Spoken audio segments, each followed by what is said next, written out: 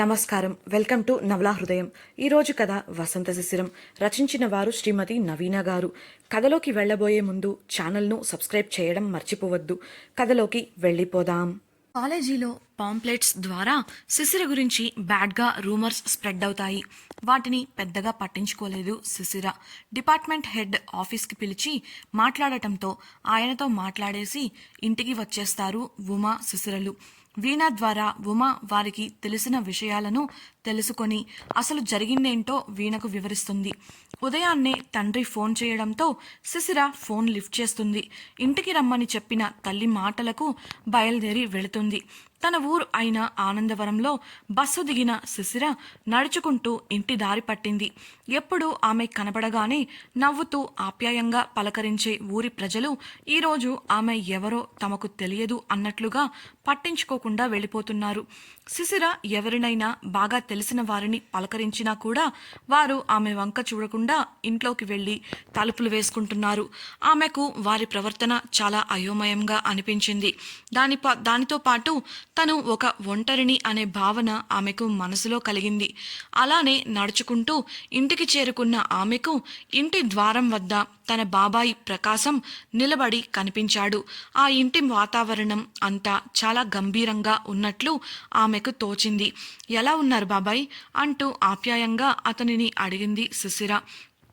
బాగున్నాను తల్లి అంటూ ఆమె చేతి నుంచి మొహమాటంగానే బ్యాగ్ తీసుకొని ఆమెతో పాటు ఇంట్లోకి వెళ్ళాడు అతడు. లోపలికి వెళ్ళిన శిశిరకి తన కుటుంబ సభ్యులంతా ఒకే చోట ఉండటం ఆశ్చర్యాన్ని కలిగించింది. ఆమె తల్లి వంక చూసిన శిశిర, ఏమైందమ్మా, ఎందుకలా ఉన్నారు, నన్నెందుకు ఇంత త్వరగా రమ్మన్నావు అని ప్రశ్నలు మొదలుపెట్టింది. ఆమె తల్లి ముఖం చాలా నీరసంగా ఇంకా చాలా డల్గా కనబడుతోంది. ఆమె నోరు తెరిచి సమాధానం ఇచ్చేలోపు కల్పించుకున్న వాసుకి విసురుగా వచ్చి శిశిర చేతిని పట్టుకొని, ఇంకా ఏమైందని అడుగుతున్నావా, చేసిందంతా చేసి ఎవరి ముందు మీ నాటకాలు, నువ్వు హైదరాబాద్ వెళ్ళి వెలగబెట్టినదంతా మా అందరికీ తెలిసిపోయింది. మనం కుటుంబం పరువు తీయడానికి కాకపోతే నువ్విలా ఎందుకు చేస్తావు అంటూ కొన్ని పేపర్స్ని శిశిర ముఖంపై విసిరేసి కొట్టింది. ఆ పేపర్లు అన్నీ గాలిలో ఎగిరి చెల్లాచెదురుగా నేలపై పడ్డాయి. కింద పడిన పేపర్లను చూసిన శిశిర షాక్ అయింది. ఎందుకంటే అవి నిన్న తను కాలేజీలో చూసిన పాంప్లెట్స్. వాటిని చూసిన మరుక్షణం శిశిరకి ఏమని మాట్లాడాలో అర్థం కాలేదు. క్షణకాలంలోనే కంట్లో నీళ్లు తిరిగాయి. వెంటనే తను మాట్లాడకపోతే అనర్థం జరుగుతుంది అనుకొని కన్నీరు తుడుచుకొని, ఈ పేపర్లలో ఉంది నిజం కాదు, అయినా ఇవి ఇక్కడికి ఎలా వచ్చాయి అంటూ ఆ పేపర్లను అన్నీ పోగు చేయడం మొదలుపెట్టింది. ఏంటి, నిజం కాదా? నువ్వు చెప్పకుండా హైదరాబాద్ వెళ్ళడం నిజం కాదా? ఇప్పుడు నీ చేతికి ఉన్న గాయాల తాలూకు గుర్తులు నిజం కాదా? ఇవన్నీ చూశాక కూడా నిజం కాదని దబాయిస్తున్నావంటే నాటకాలు వేయడం బాగానే నేర్చుకున్నావు అంటూ గట్టిగా అరవడం మొదలుపెట్టింది వాసుకి. ఆమెను ఆపడానికి ముందుకు వచ్చిన ప్రకాశం, ఎందుకే అలా గట్టిగా అరుస్తున్నావు, ఎవరైనా వింటారు అంటూ ఆమెను ప్రక్కకు తీసుకెళ్లడానికి ప్రయత్నించాడు. కానీ ఆమె ఎంతకు తగ్గకుండా ఎవరైనా వింటారు అని మాట్లాడుతున్నారు, కానీ ఆ విషయం ఊరంతా తెలిసిపోయిందిగా అంటూ తన చేతులను చుట్టూ తిప్పుతూ, ఈ శిశిర చేసిన పని ఇప్పుడు ఈ ఊరిలో చిన్న పిల్లాడిని అడిగినా చెప్తాడు, ఇంకేంటి దాచేది అంది. ఆ మాటలకు మరోసారి షాక్ అయింది శిశిర. అప్పుడే ఆమెకు ఎందుకు ఊర్లో ప్రజలు తను వచ్చేటప్పుడు అలా ప్రవర్తించారో అర్థమైంది. వెంటనే ఆమె తండ్రి వంక చూసిన శిశిరకు ఆయన అసహనంగా కుర్చీలకు తలదించుకొని కూర్చొని కనిపించాడు. ఆయన దగ్గరకు వెళ్ళిన శిశిర తన చేతిలోని పేపర్లను చూపిస్తూ, మీరు కూడా ఇది నిజమని నమ్ముతున్నారా నాన్న అని కన్నీళ్లతో ప్రశ్నించింది. అతని నుంచి ఎటువంటి సమాధానం రాకపోగా అతను ఆమె ముఖం కూడా చూడకుండా తల ప్రక్కకు తిప్పేశాడు. ఇంతలో కలుగ చేసుకున్న వాసుకి, ఇన్ని ఆధారాలు ముందు పెట్టుకొని ఇంకా ఆయన్ని నమ్ముతున్నారా అని ఎలా అడుగుతున్నావు? ఊరందరినీ కంట్రోల్ చేసి ఒక తాటి మీదకు తేగలిగిన ఆయన ఈరోజు తన కూతురిని కంట్రోల్ చేయలేని చేతకాని వాడిలా అందరి ముందు నిలబడాల్సి వచ్చింది అంటే అందుకు నువ్వే కదా కారణం. బావగారు ఇక ఊళ్ళో వారందరికీ ముఖం ఎలా చూపిస్తారు? అయినా నువ్వు ఇంత బరితెగిస్తావు అనుకోలేదు శిశిర అంటూ ఆమెను ఆడిపోసుకుంది. అప్పటికే శిశిర కంటి వెంట కన్నీరు ధారాపాతంగా కారుతోంది. అది వాసుకి అన్న మాటలకు కాదు. ఆమె అన్ని మాటలు అంటున్నా తన తల్లిదండ్రులు కనీసం తన వంక కూడా చూడట్లేదు. వారి మౌనంలోనే ఆమెకు వారు ఈ పుకార్లు నమ్ముతున్నారు అని తెలియడంతో ఆమె గుండె బాధతో బరువెక్కింది. ఎంత ఆశయం ముఖ్యం అయితే మాత్రం ఇలా దానికోసం మానాభిమానాలను పక్కన పెట్టేంత నీచంగా నీ బుద్ధి ఉంటుందని ఎప్పుడూ అనుకోలేదు అని చెప్పి ఇంకా ఏదో చెప్పబోతున్న వాసుకి మాటలను ఆపుతూ ఒక గంభీరమైన స్వరం వినపడింది. కుర్చీలో కూర్చున్న ధనుంజయ్ ఆవేశంగా లేచి, ఇంకా ఎవరూ కాలేజ్కి వెళ్ళక్కర్లేదు, బుద్ధిగా ఇంట్లోనే కూర్చుంటే మంచిది, నా మాట మీద ఏమాత్రం గౌరవం ఉన్నా నేను చెప్పింది చేయండి అంటూ బయటకు వెళ్ళిపోయాడు. అతని మాటలకు విస్తుపోయింది శిశిర. కాస్త ధైర్యం కూడా తీసుకొని గుమ్మం దాటబోతున్న తండ్రి వైపు చూసి, ఆగండి నాన్న, ఇదే మీ ఆఖరి నిర్ణయం అయితే నా నిర్ణయం కూడా వినండి అని గట్టిగా అంది. ఆమె మాటలకు అక్కడి వారంతా షాక్ అవ్వగా బయటకు వెళ్లబోయిన ధనుంజయ్ వెనక్కి తిరగకుండా అక్కడే నిలబడిపోయాడు. దీర్ఘంగా శ్వాస తీసుకున్న శిశిర, నేను ఈ ఇంటి కూతుర్ని, అలాంటి నా మాటను కాదని ఎవరో తెలియని బయట వ్యక్తి, కనీసం ముందుకొచ్చి మాట్లాడే ధైర్యం కూడా లేని వాళ్ళు ఏదో పుకారు పుట్టిస్తే అది నమ్ముతున్నారు. ఒక పరాయి వ్యక్తికి ఇచ్చే విలువ కూడా నాకు లేనప్పుడు నేను ఈ ఇంట్లో ఉండటం కూడా వ్యర్థమే. నేను ఈ క్షణమే ఇంట్లోంచి వెళ్ళిపోతున్నాను అంటూ తన బ్యాగ్ చేతిలోకి తీసుకొని బయటకు అడుగులు వేసింది. ఆమెను ఆపిన తల్లి, శిశిర, ఇలాంటి పని చెయ్యకు, మీ నాన్నగారి మాట విను, కొద్ది రోజులు ఇక్కడే ఉండు, ఆ తర్వాత మీ నాన్నతో నేను మాట్లాడతాను అని పుజ్జగించడానికి ప్రయత్నించింది.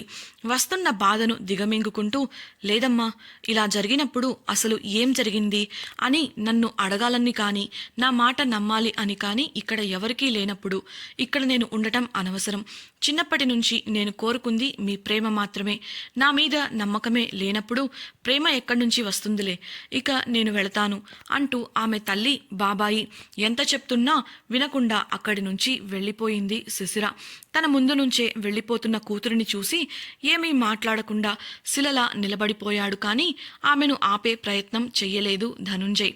వాసుకి బయటకు వస్తూ, చూశారా బావుగారు, తను ఎంత పొగరుగా వెళ్తుందో, మీరంటే ప్రేమ గౌరవం ఏమీ లేవు, ఇలా మీ పరువు తీసిందే కాక ఇలా ఇంట్లోంచి వెళ్ళిపోయి ఇంకా మన కుటుంబ గౌరవాన్ని దిగజార్చుతుంది. నేను అలా జరగనివ్వను, ఇప్పుడే ఆమెను లాక్కొచ్చి ఇంట్లో పడేస్తాను అన్న ఆమెకు అవసరం లేదు. ఈ ఇంట్లో ఉండాలి అనుకున్న వారే ఉంటారు. తమకు నచ్చినట్లు తప్పుగా ప్రవర్తించేవారు ఎప్పటికైనా ఈ ఇంటి గడప దాటాల్సిందే అని గంభీరంగా చెప్పి తన గదిలోకి వెళ్ళిపోయాడు ధనుంజయ్. కాలేజ్లో ముందు రోజు పాంప్లెట్స్ని చూసి మేనేజ్మెంట్ వారు శిశిరను ఏమీ అనకపోవడంతో హర్ట్ అయిన ఉష ఆ పాంప్లెట్స్ని శిశిర వాళ్ళ అమ్మా నాన్నలకు ఆకాశరామన్నలా కొరియర్ చేసింది. అయితే ఆ కొరియర్ని శిశిర బాబాయ్ కూతురు కిన్నెర తీసుకొని ధనుంజయ్ రూమ్లో పెట్టబోతూ అంత పెద్ద పార్సెల్ ఏంటా అని ఆశ్చర్యంగా ఆత్రంతో ఓపెన్ చేసింది. ఆ పాంప్లెట్స్ని చూసిన వెంటనే ఆమె తల్లి వాసుకి వద్దకు తీసుకెళ్లగా ఆమె వాటిని ఒక మనిషికి ఇచ్చి ఊరంతా తెలిసేలా చేయమని చెప్పడంతో అతను వాటిని ఊర్లో అందరికీ ఎవరు పంచారో తెలియకుండా అందరికీ చేరేలా చేశాడు. నిజానికి శిశిర బాబాయి ప్రకాశం ఆమె తండ్రికి సొంత తమ్ముడు కాదు, ధనుంజయ్ తండ్రికి మరియు మరొక స్త్రీకి కలిగిన సంతానం. వరుసకు సవతి తమ్ముడు అయినప్పటికీ అతను ప్రకాశాన్ని సొంత తమ్ముడిలా చూసుకుంటూ ఇంట్లోనే ఉంచుకొని పెద్ద చేసి పెండ్లి చేశాడు. ప్రకాశం కూడా తన అన్న అడుగుజాడలలోనే నడుస్తూ చాలా పద్ధతిగా ఉండేవాడు. ఊరివారు ధనుంజయ్కి ఇచ్చే గౌరవమే అతనికి కూడా ఇచ్చేవారు. చూసేవారికి వారిద్దరూ రామలక్ష్మణులు అనేలా ఉండేవారు. ప్రకాశానిది ప్రేమ వివాహం. పెళ్లి అయిన కొన్నాళ్లు బాగానే ఉంది వాసుకి. ఆ తర్వాతి నుంచి అనవసరంగా ఇంట్లో ప్రతి చిన్న విషయానికి గొడవలు చేయడం మొదలుపెట్టింది. ఎలా అయినా ఆ ఇంటిని ఇంకా ఊరి పెత్తనాన్ని తన చేతిలోకి తెచ్చుకోవాలి అని ఆశపడింది. దానిలో భాగంగానే చిన్నప్పటి నుంచి శిశిరను చాలా విషయాలలో ఇబ్బంది పెడుతూ వచ్చారు. ధనుంజయ్కి కూతురంటే ప్రాణం అని గ్రహించిన వాసుకి ఎక్కడ వారసత్వం ఆమెకు వెళ్తుందో అని భయపడి తనకు కాకపోయినా తన కూతురికి దక్కితే తను ఆడిందే ఆట అని భావించింది. అందుకే సాధ్యమైనంత మేర వారిరువురి మధ్య దూరాన్ని పెంచుతూ వచ్చింది. శిశిర అస్సలు మంచి అమ్మాయే కాదు అనేలా చిత్రీకరించింది.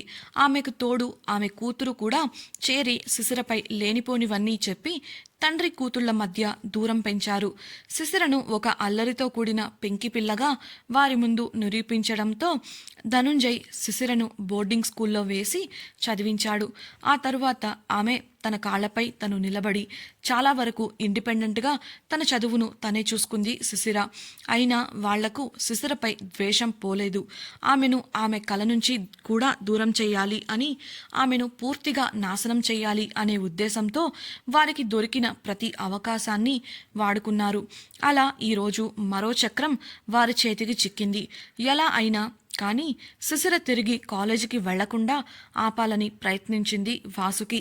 అయితే ధనుంజయ్ నుంచి వచ్చిన మాటలు ఆమె ఆశలపై నీళ్లు చల్లాయి.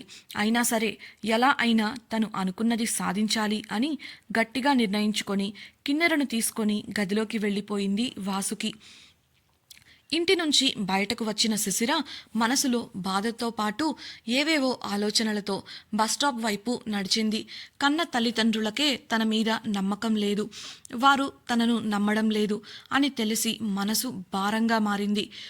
కళ్ళ నుంచి ఉబికి వస్తున్న నీరు ఆమె చూపును మసకబార్చడంతో దారి కనబడక రాయికి కొట్టుకొని బోర్లా రోడ్డు మీద పడిపోయింది. గతం ముగిసింది. అకస్మాత్తుగా జరిగిన ఈ సంఘటనకు కళ్ళు తెరిచిన శిశిర చుట్టూ చూసింది. దాదాపుగా 2 నెలల తర్వాత తండ్రి ఫోన్ చేసి రమ్మని చెప్పడంతో బయలుదేరిన శిశిరకు ప్రయాణంలో నిద్రపట్టి గతం తాలూకు జ్ఞాపకాలు కలలో కమ్మేశాయి. బస్సు బ్రేక్ వేయడంతో స్పృహలోకి వచ్చిన శిశిరకు బస్సు తన ఊరికి చేరుకుందని తెలిసి కళ్ళు తుడుచుకొని బ్యాగ్ తీసుకొని బస్సు దిగింది. బస్సు దిగిన ఆమెకు కొద్ది దూరం నుండి తెలిసిన స్వరం శిశిరమ్మ అని పిలవడం వినిపించి అటువైపు చూసింది. అటువైపు చూసిన శిశిర రంగయ్య తాత అంటూ అతని దగ్గరకు వెళ్ళింది. బాగున్నావా తల్లి అని ఆమె బ్యాగ్ తీసుకుంటూ ఆప్యాయంగా అడిగాడు రంగయ్య. ఆయన ధనుంజయ్ వాళ్ళింట్లో శిశిర పుట్టకముందు నుంచి పనిచేస్తున్నవాడు. శిశిరకు ఆయనకు మంచి అనుబంధం ఉంది. చిన్నప్పటి నుంచి ఆమెను తన చేతులలో పెంచాడు రంగయ్య. అలాంటి రంగయ్యను చూసి సంతోషించిన శిశిర బాగున్నాను తాత, మీరెలా ఉన్నారు అని అడిగింది. బాగున్నా తల్లి, అయ్యగారు మిమ్మల్ని దగ్గరుండి తీసుకురమ్మన్నారు, బండి పంపించారమ్మా అని చెప్తూ బండి వైపు దారి చూపించాడు. సరే పదండి తాత వెళదాం అని వెళ్ళి బండి ఎక్కి కూర్చుంది శిశిర. సిటీలోని ఒక ప్రాచుర్యం పొందిన బిల్డింగ్ యొక్క పార్కింగ్లో ఒక వ్యక్తి బ్యాగులను కారులో పెడుతుండగా అతని ఫోన్కి మెసేజ్ వచ్చింది. అన్ని బ్యాగ్స్ని కారులో పెట్టేసి మెసేజ్ ఓపెన్ చేసి చదివిన అతను ఆల్ సెట్ బాస్ అంటూ రిప్లై చేసి కార్ స్టార్ట్ చేసి అక్కడి నుండి వెళ్ళిపోయాడు. శిశిర ఎప్పుడెప్పుడు తన తండ్రిని చూస్తానా అనుకుంటూ టైం గడిపింది. కోపంలో ఇంట్లోంచి వచ్చేసినప్పటికీ ఆమెకు కన్నవారంటే అమితమైన ప్రేమ. కార్ విండో నుంచి బయటకు చూస్తున్న ఆమెకు దారులన్నీ విద్యుత్ దీపాలతో అలంకరిస్తున్న దృశ్యాలు కనిపించడంతో రంగయ్య వైపు తిరిగి, ఏంటి తాత ఊరంతా అలంకరణ చేస్తున్నారు, ఏవైనా సంబరాలు ఉంటే కదా ఇలా చేస్తారు, ఇప్పుడేం సంబరాలున్నాయి అని ఆశ్చర్యంగా అడిగింది. ఆమెను చూసి, మా శిశిరమ్మకి సంబంధించినవన్నీ మాకు సంబరమే కదా తల్లి అంటూ ఏదో చెప్పబోయి సంశయించాడు రంగయ్య. అప్పటిదాకా అతని ముఖంలో ఉన్న ఆనందం నిరాశగా మారింది. అంతలోనే మామూలుగా అవుతూ, నువ్వు వచ్చావు కదా తల్లి, ఇంటికి వెళ్తే అన్నీ తెలుస్తాయి అని చెప్పి ఇబ్బందిగా చిన్నగా నవ్వాడు. శిశిర సరే అని చెప్పి సైలెంట్గా ఉండిపోయింది.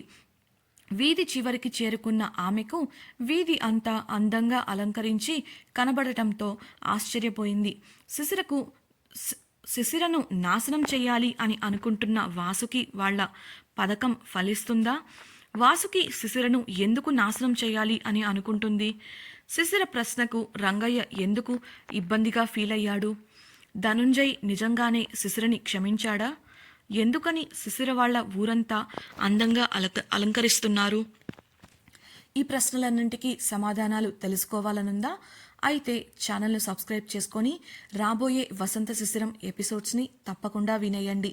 ఈ వీడియో మీకు నచ్చినట్లయితే తప్పకుండా లైక్ చేసి మీ సన్నిహితులతో షేర్ చేసుకొని వారికి కూడా మరింత వినోదాన్ని పంచండి. మీ అభిప్రాయాలను సూచనలను కమెంట్స్ ద్వారా మాకు తెలియజేయండి. ఇట్లు మీ నవలా హృదయం టీం.